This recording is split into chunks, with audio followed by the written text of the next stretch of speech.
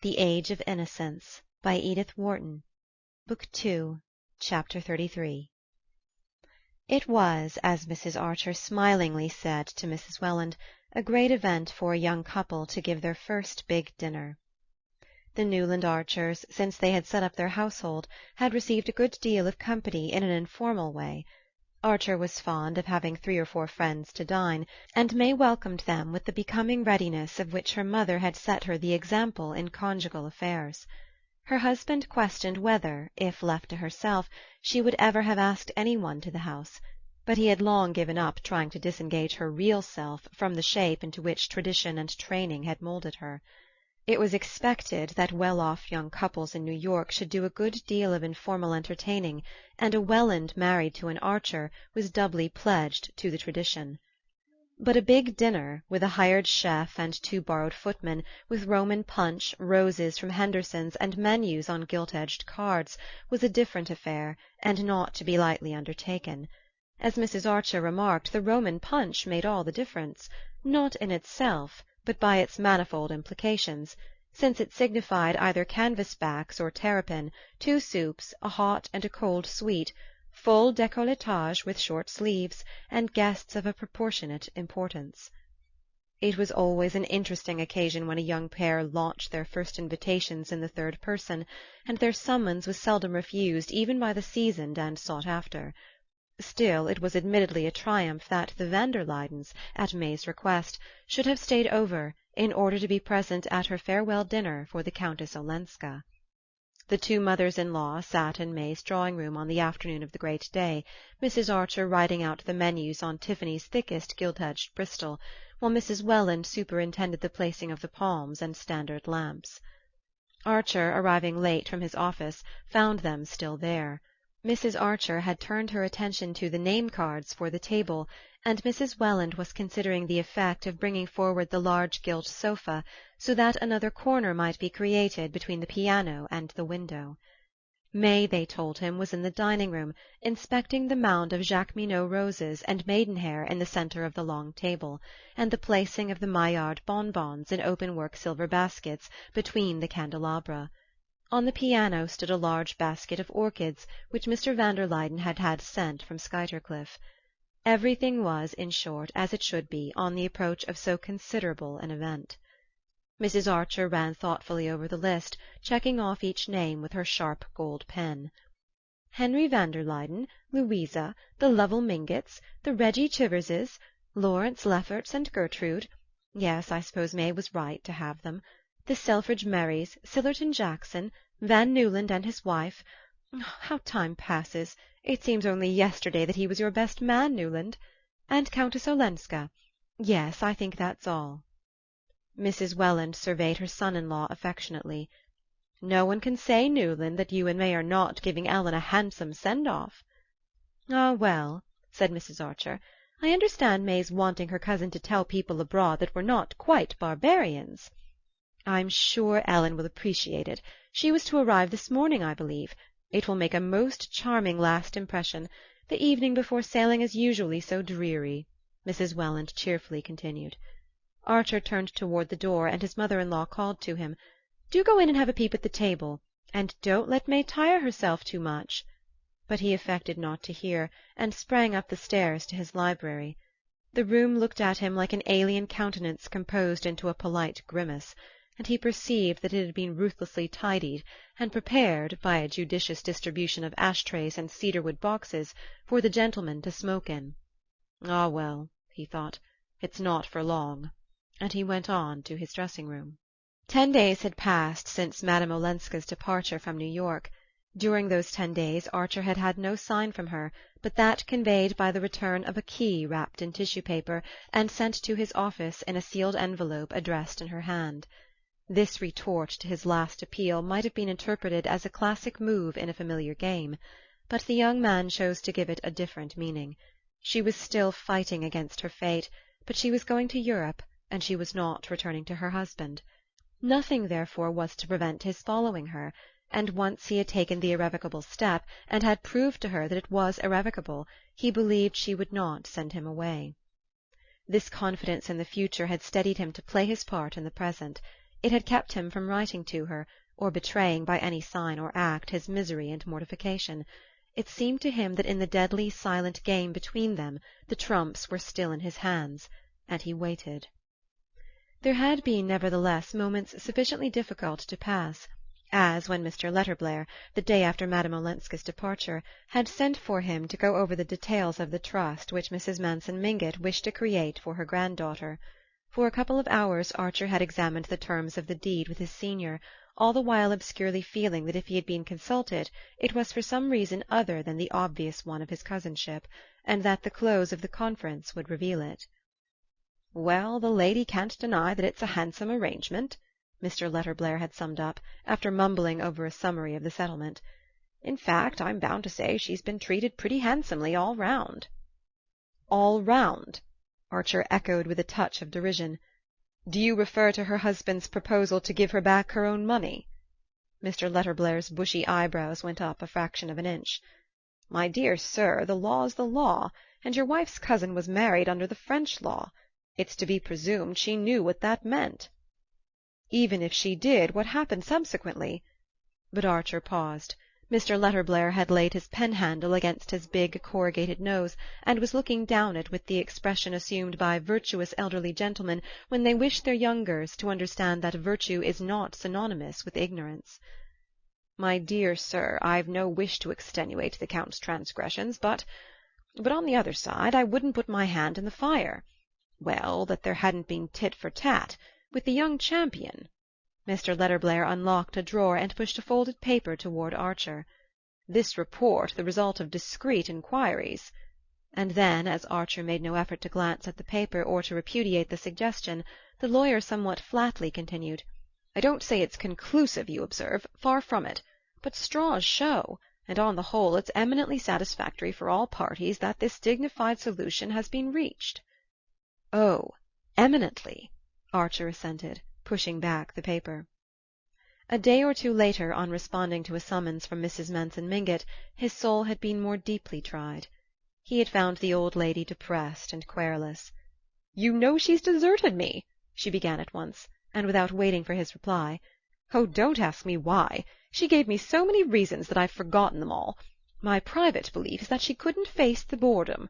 At any rate, that's what Augusta and my daughters-in-law think, and I don't know that I altogether blame her. Olenski's a finished scoundrel, but life with him must have been a good deal gayer than it is in Fifth Avenue. Not that the family would admit that.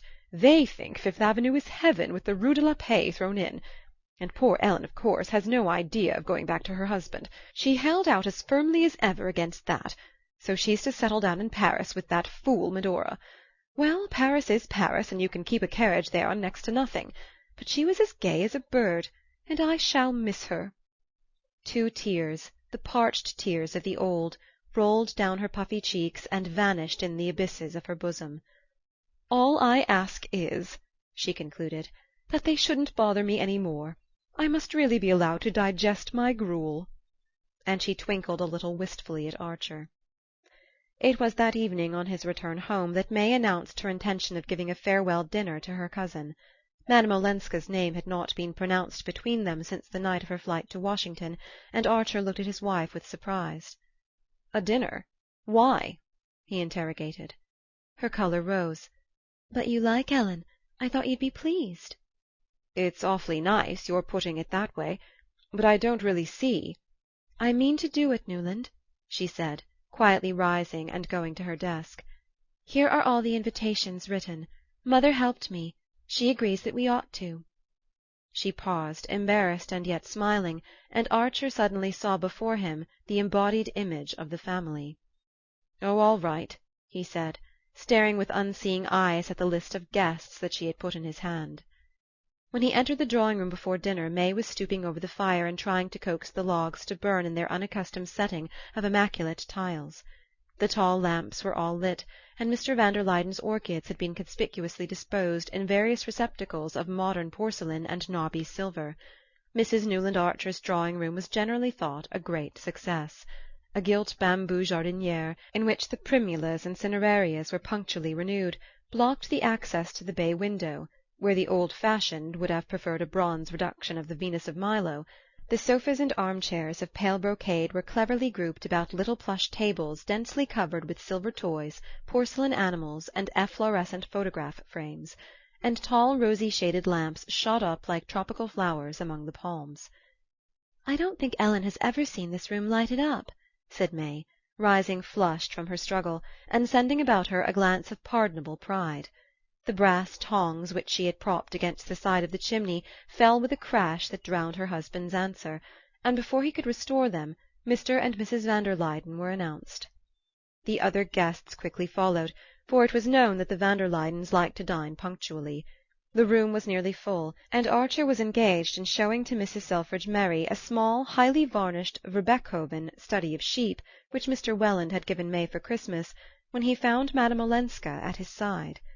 She was excessively pale, and her pallor made her dark hair seem denser and heavier than ever. Perhaps that, or the fact that she had wound several rows of amber beads about her neck, reminded him suddenly of the little Ellen Mingott he had danced with at children's parties when Medora Manson had first brought her to New York. The amber beads were trying to her complexion, or her dress was perhaps unbecoming, her face looked lustreless and almost ugly, and he had never loved it as he did at that minute. Their hands met, and he thought he heard her say, "Yes, we're sailing to-morrow in the Russia." Then there was an unmeaning noise of opening doors, and after an interval May's voice, "Newland, dinner's been announced. Won't you please take Ellen in?" Madame Olenska put her hand on his arm, and he noticed that the hand was ungloved, and remembered how he had kept his eyes fixed on it the evening that he had sat with her in the little 23rd Street drawing-room. All the beauty that had forsaken her face seemed to have taken refuge in the long pale fingers and faintly dimpled knuckles on his sleeve, and he said to himself, "If it were only to see her hand again, I should have to follow her." It was only at an entertainment ostensibly offered to a foreign visitor that Mrs. van der Luyden could suffer the diminution of being placed on her host's left. The fact of Madame Olenska's foreignness could hardly have been more adroitly emphasized than by this farewell tribute, and Mrs. van der Luyden accepted her displacement with an affability which left no doubt as to her approval. There were certain things that had to be done, and if done at all, done handsomely and thoroughly, and one of these, in the old New York code, was the tribal rally around a kinswoman about to be eliminated from the tribe.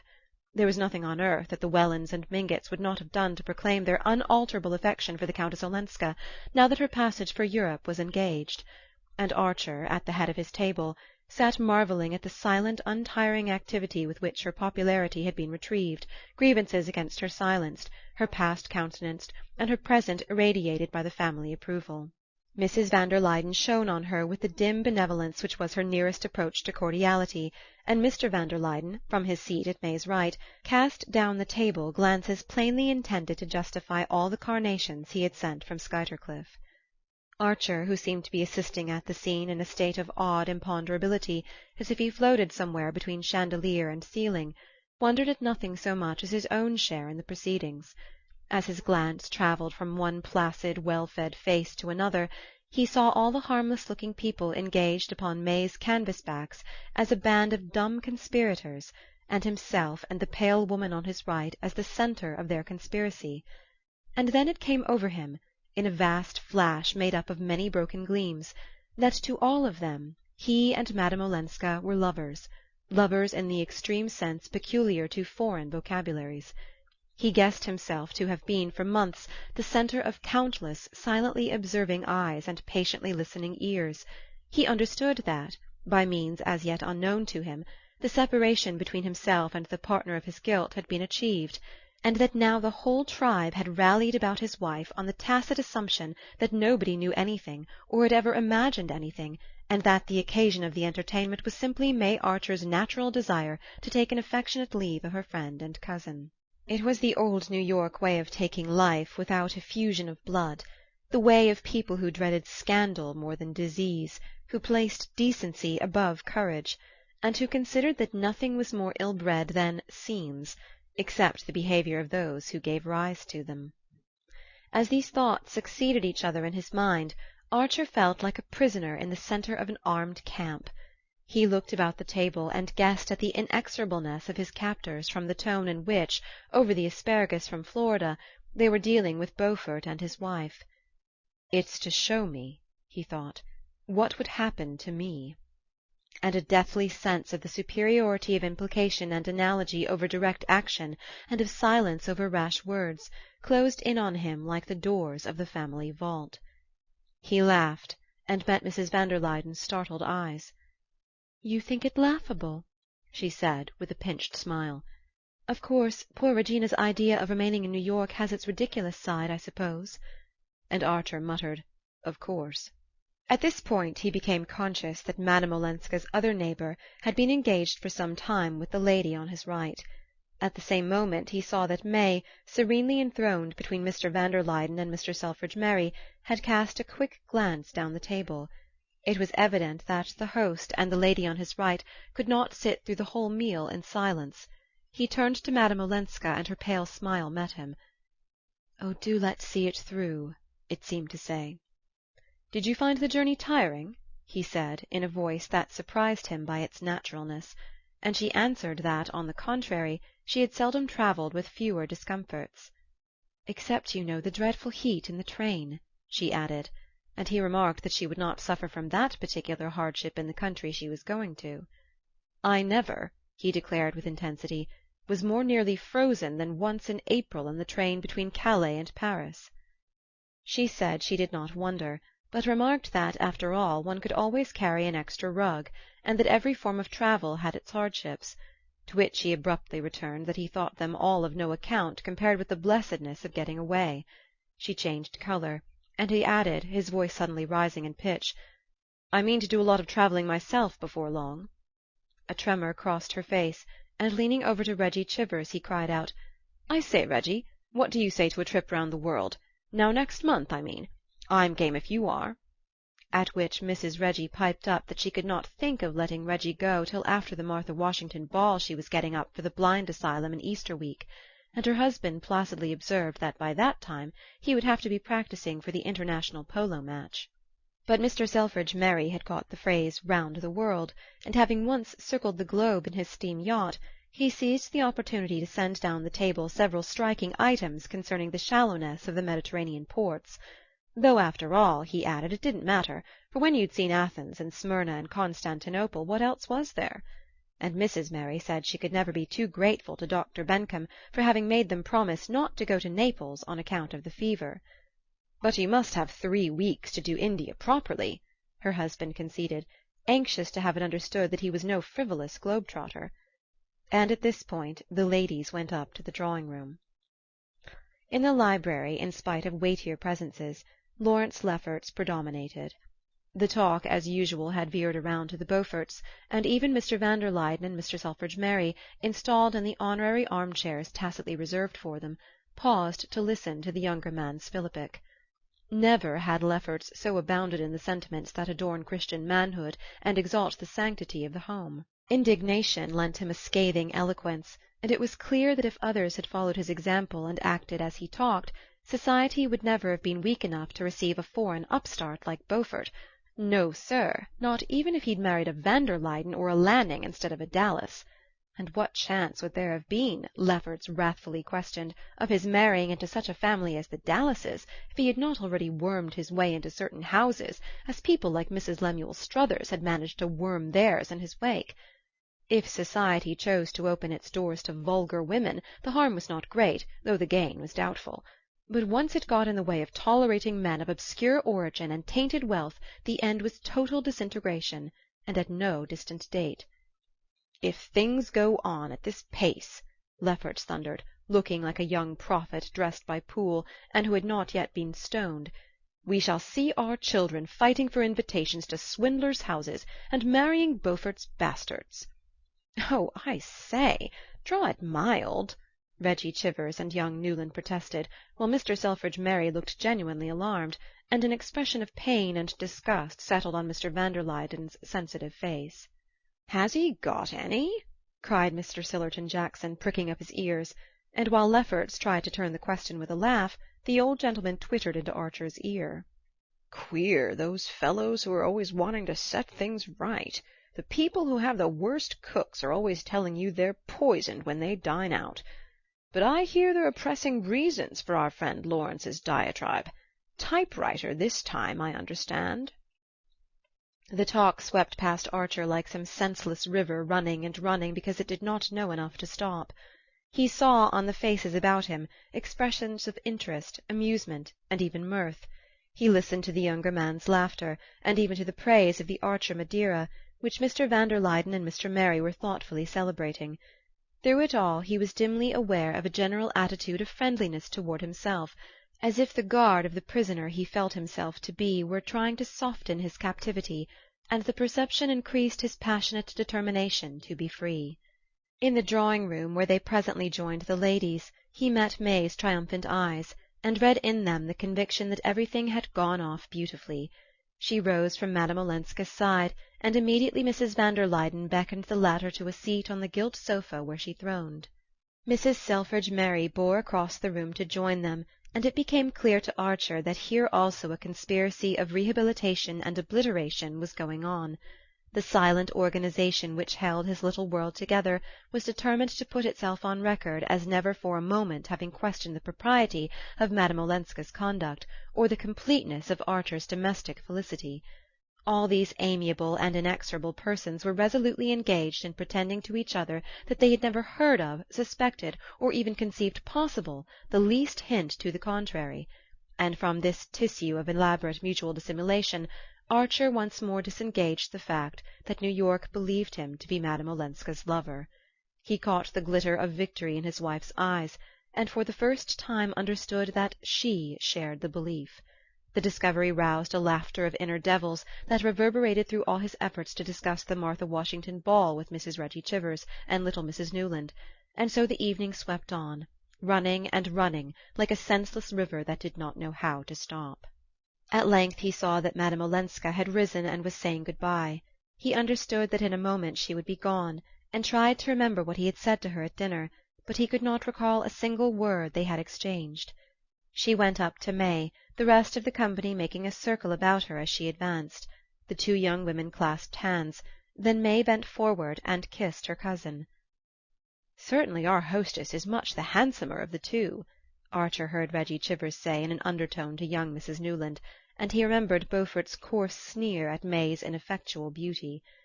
A moment later he was in the hall, putting Madame Olenska's cloak about her shoulders. Through all his confusion of mind he had held fast to the resolve to say nothing that might startle or disturb her.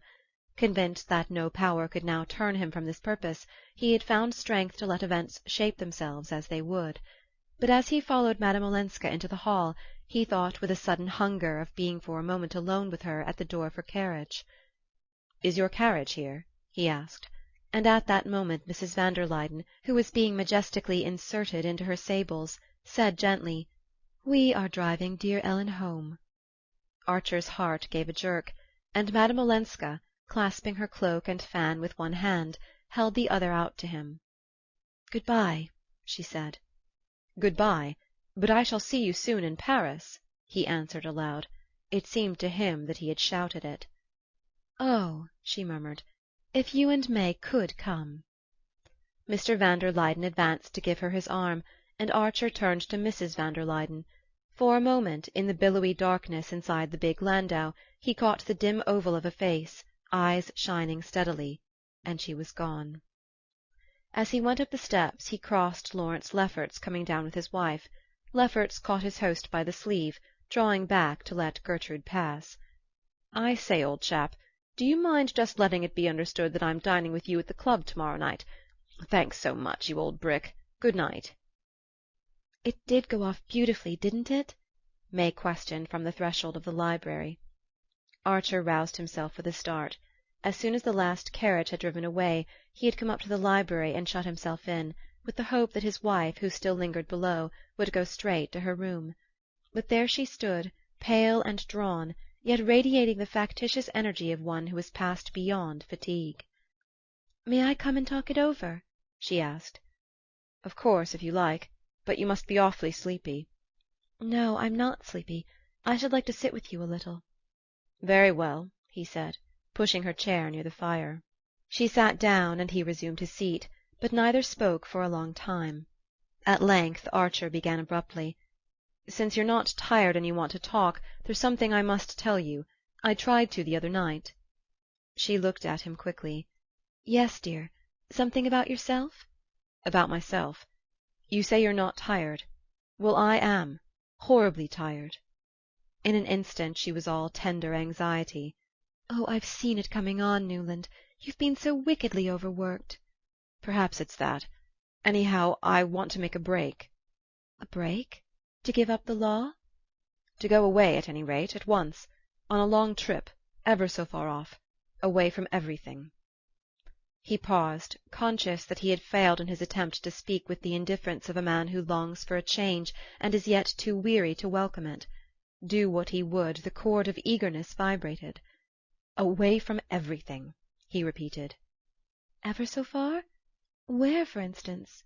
she asked. "Oh, I don't know. India or Japan." She stood up, and as he sat with bent head, his chin propped on his hands, he felt her warmly and fragrantly hovering over him. "As far as that? But I'm afraid you can't, dear," she said in an unsteady voice. "Not unless you'll take me with you." And then, as he was silent, she went on, in tones so clear and evenly pitched that each separate syllable tapped like a little hammer on his brain. "That is, if the doctors will let me go, but I'm afraid they won't. For you see, Newland, I've been sure since this morning of something I've been so longing and hoping for." He looked up at her with a sick stare, and she sank down, all dew and roses, and hid her face against his knee. "Oh, my dear," he said, holding her to him while his cold hand stroked her hair. There was a long pause, which the inner devils filled with strident laughter. Then May freed herself from his arms and stood up. "You didn't guess?" "Yes, no. That is, of course, I hoped—" They looked at each other for an instant, and again fell silent. Then, turning his eyes from hers, he asked abruptly, "Have you told any one else?" "Only mamma and your mother." She paused, and then added hurriedly, the blood flushing up to her forehead, "That is, and Ellen. You know I told you we'd had a long talk one afternoon, and how dear she was to me." "Ah," said Archer, his heart stopping. He felt that his wife was watching him intently. "Did you mind my telling her first, Newland?" "Mind? Why should I?" He made a last effort to collect himself. "But that was a fortnight ago, wasn't it? I thought you said you weren't sure till to-day." Her color burned deeper, but she held his gaze. "No, I wasn't sure then, but I told her I was. And you see, I was right," she exclaimed, her blue eyes wet with victory. End of chapter 33.